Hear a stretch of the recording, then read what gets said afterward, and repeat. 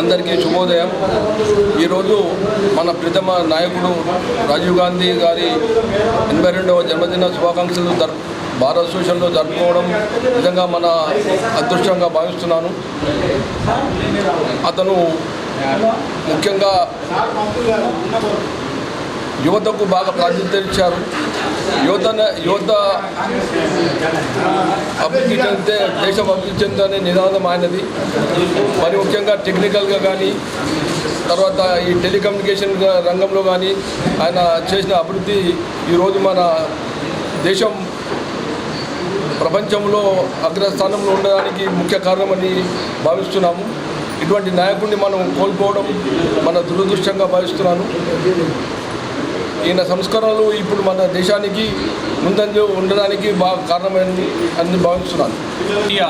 భారత ప్రధాని త్యాగాల కుటుంబంలో జన్మించిన ఈ భరతమాత ముద్దుబిడ్డ భారతరత్న రాజీవ్ గాంధీ జన్మదిన వేడుకలను మా భారత అసోసియేషన్ ఆధ్వర్యంలో మా అధ్యక్షులు గౌరవనీయులు నీలకంఠరావు గారి ఆధ్వర్యంలో మరియు మా legal cell Congress legal cell chairman Shri Ganesh గారి ఆధ్వర్యంలో జరుపుకోవడం చాలా ఆనందదాయకము. ముఖ్యంగా ఒక దార్శనికుడు, భారత యువత ఈరోజు ప్రపంచంలో ఈ టెలికాంలో కానీ ఐటీ రంగంలో కానీ ముందుందంటే ఆయన దార్శనికతనే ఈరోజు ముఖ్యం. ఆయన దార్శనికతకి ప్రధాన కారణము. ముఖ్యంగా టెలికాం రంగంలో, ఇంటర్నెట్ రంగంలో ఆయన చేసిన సంస్కరణలతో ఈరోజు భారత యువత అంతా కూడా ప్రపంచ దేశాలను వెళ్తుంది. ఇలా అమెరికా కానీ యూరోప్ కంట్రీస్గా యూరోప్ దేశాలు కానీ మన ఐటీ రంగంలో మనం ముందున్నామంటే ఆయన ముందు చూపే కారణము. అదే కాకుండా ముఖ్యంగా యువతతో దేశ బలోపేతం అవుతుందని నమ్మిన సిద్ధాంతంతో ఆయన ఉండి యువతకు 21 సంవత్సరాల నుంచి 18 సంవత్సరాలకు ఓటు హక్కు, 18 సంవత్సరాల యువతకు ఓటు హక్కు తగ్గించిన వ్యక్తి మన స్వర్గీయ రాజీవ్ గాంధీ గారు. ఆయన బాటలో అందరం మనం కలిసి నడిచి భారతదేశాన్ని మరింత ముందు తీసుకుపోదామని తెలుపుతున్నారు. రాజీవ్ గాంధీ గారి జయంతిని ఈరోజు మా భారతదేశ ఆధ్వర్యంలో ఘనంగా జరుపుకోవడం జరుగుతూ ఉన్నది. ఇప్పుడు ఏదైతే మా అధ్యక్షులు మా పీపీ గారు చెప్పినట్టు మరి 61వ రాజ్యాంగ సవరణ ద్వారా 21 సంవత్సరాల వయసుని 18 సంవత్సరాలు తగ్గించడము చాలా విప్లవాత్మకమైనటువంటి విషయము. అలాగే పంచాయతీరాజ్ వ్యవస్థలో ప్రముఖంగా తీసుకొచ్చి మరి గ్రామీణ వ్యవస్థను బలోపేతం చేసినటువంటి నాయకులు.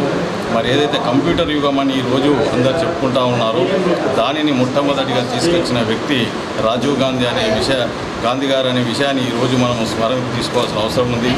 వారు 40 సంవత్సరాల్లోనే మరి ప్రధానమంత్రి, ఒక విషాదకరమైనటువంటి సంఘటనలో వారు ప్రధానమంత్రి కావడము, మరి భారతదేశం కొరకు వారు ప్రాణత్యాగం చేయడము చాలా గొప్ప విషయము.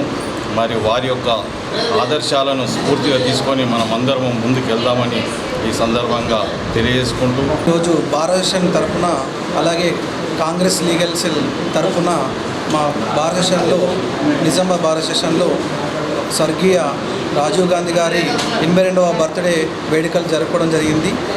రాజీవ్ గాంధీ గారు అతి పిన్న వయసులో 6వ ప్రధాని, మన దేశ 6వ ప్రధానిగా బాధ్యతలు మన భారతదేశానికి ఎంతో కృషి చేశారు. అలాగే టెలికమ్యూనికేషన్, సాంకేతిక నిపుణులు ఎన్నో రంగాల్లో కృషి చేశారు. ఈ మహిళలకు 33 రిజర్వేషన్ కూడా మా భారత ప్రధాని రాజీవ్ గాంధీ గారే రంగంలోకి తీసుకొచ్చారు. అలాగే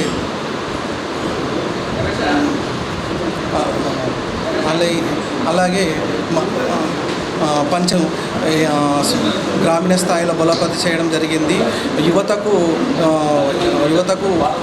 21 సంవత్సరాల నుండి ఓటు హక్కును 18 సంవత్సరాలకు కుదించడం జరిగింది. అలాగే అన్ని రకాలుగా భారతదేశాన్ని టెలికమ్యూనికేషన్ రంగంలో కానీ అన్ని రంగాల్లో కంప్యూటర్ యుగాల్లోకి తీసుకురావడం జరిగింది. కావున ఈ వేడుకలకు వచ్చిన మా తోటి న్యాయవాద మిత్రులకు నమస్కారం.